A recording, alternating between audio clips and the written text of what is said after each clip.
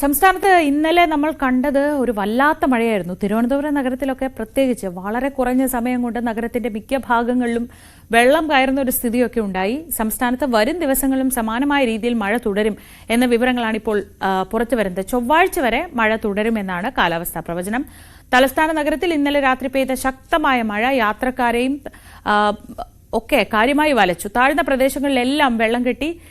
വിനോദ് വിവരങ്ങളുമായി. വിനോദ്, ഒരു ചെറിയ മഴക്കാറ് കണ്ടാണ് ഓഫീസിൽ നിന്ന് ഇറങ്ങിയത്. പക്ഷെ വീട്ടിലെത്തുമ്പോഴേക്കും ഏതാണ്ട് അരമണിക്കൂറിനുള്ളിൽ നഗരം മുഴുവൻ വെള്ളത്തിനടിയിലായി. വണ്ടിക്ക് കടന്നു പോകാൻ പറ്റാത്ത വിധത്തിൽ വെള്ളക്കെട്ടുണ്ടാവുന്നതായിരുന്നു കണ്ടത്. അത്ര കുറഞ്ഞ സമയം കൊണ്ട് വെള്ളം കയറുന്ന സ്ഥിതിയുണ്ടായി. അത്ര ശക്തമായ മഴയുമായിരുന്നു. ഇന്നിപ്പോൾ ഈ രാവിലെ ആയപ്പോഴത്തേക്കും ആ വെള്ളം ഇറങ്ങി തുടങ്ങിയിട്ടുണ്ടോ? കാലാവസ്ഥാ നിരീക്ഷണ കേന്ദ്രം നൽകുന്ന മറ്റ് അറിയിപ്പുകൾ എന്തൊക്കെയാണ്?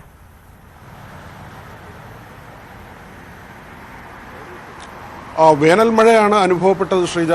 മണിക്കൂറുകളോളം നീണ്ടു നിൽക്കുന്ന ഒരു സാഹചര്യമുണ്ടായിരുന്നു. തിരുവനന്തപുരത്ത് വെള്ളായണിയിൽ മാത്രം 77 മില്ലിമീറ്ററാണ് ഏതാണ്ട് 1 മണിക്കൂർ കൊണ്ട് 1.5 മണിക്കൂർ കൊണ്ട് മഴ അനുഭവപ്പെട്ട് രേഖപ്പെടുത്തിയത്.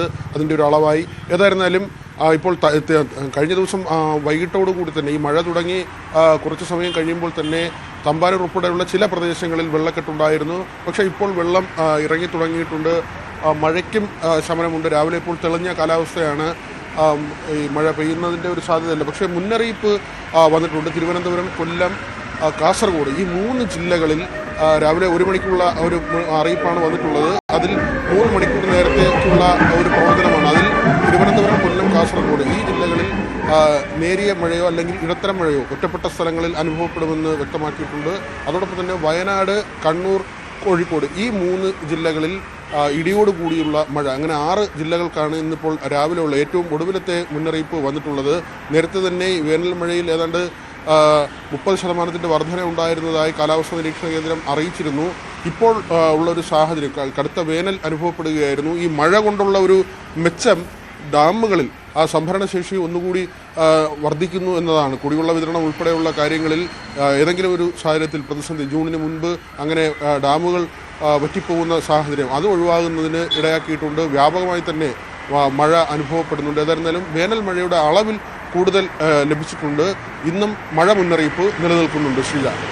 ശരി, വിനോദാണ് വിവരങ്ങൾ നൽകിയത്. അടുത്ത 5 ദിവസത്തേക്കാണ് മഴ മുന്നറിയിപ്പുള്ളത്. വടക്കൻ കേരളത്തിലൊക്കെ ശക്തമായ മഴയ്ക്ക് സാധ്യതയുണ്ട് എന്ന നിർദ്ദേശം വരുന്നുണ്ട്. അപ്പോൾ മലയോര മേഖലയിലുള്ളവരൊക്കെ പ്രത്യേകിച്ച് ശ്രദ്ധിക്കണം. കാരണം വളരെ ശക്തമായ മഴയാണ് പെയ്യുന്നത്. അതുകൊണ്ട് തന്നെ പെട്ടെന്ന് മരങ്ങൾ പൊട്ടി വീഴാനും ഒക്കെ സാധ്യതയുണ്ട്. അപ്പോൾ വളരെ ശ്രദ്ധയോടെ മഴയുണ്ടെങ്കിൽ പരമാവധി അത്തരം ഭാഗങ്ങളിലൂടെയുള്ള യാത്രയൊക്കെ ഒഴിവാക്കുന്ന തരത്തിൽ ഒരു ശ്രദ്ധ പാലിക്കുന്ന എന്തായിരിക്കും. ഇന്നലെ തിരുവനന്തപുരം നഗരത്തിൽ നിന്നുള്ള ദൃശ്യങ്ങളാണ് ഈ കാണുന്നത്.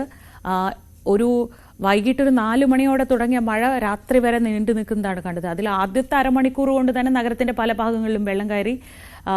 ഇവിടെ ബൈപ്പാസിലൊക്കെ ഹെൽമെറ്റുകൾ ഒഴുകി നടക്കുന്നതൊക്കെ കാണാമായിരുന്നു. അതായത് പാർക്ക് ചെയ്ത് പോയി തിരിച്ചെത്തുന്നതിന് മുമ്പുള്ള ഒരു സമയം കൊണ്ട് തന്നെ ബൈക്കൊക്കെ വെള്ളത്തിനടിയിലാവുന്ന ഒരു സാഹചര്യം. ഹെൽമെറ്റുകൾ ഒഴുകി നടക്കുന്നു. അങ്ങനെ വളരെ വളരെ ഗുരുതരമായൊരു മഴ അങ്ങനെ വേണം പറയാൻ. ആളുകളെല്ലാം വഴിയിൽപ്പെട്ടു. അത്ര ശക്തമായ മഴ, മുന്നോട്ട് പോകാൻ കഴിയാത്ത രീതിയിലൊക്കെയായിരുന്നു വാഹനങ്ങൾക്ക് മഴ പെയ്തത്.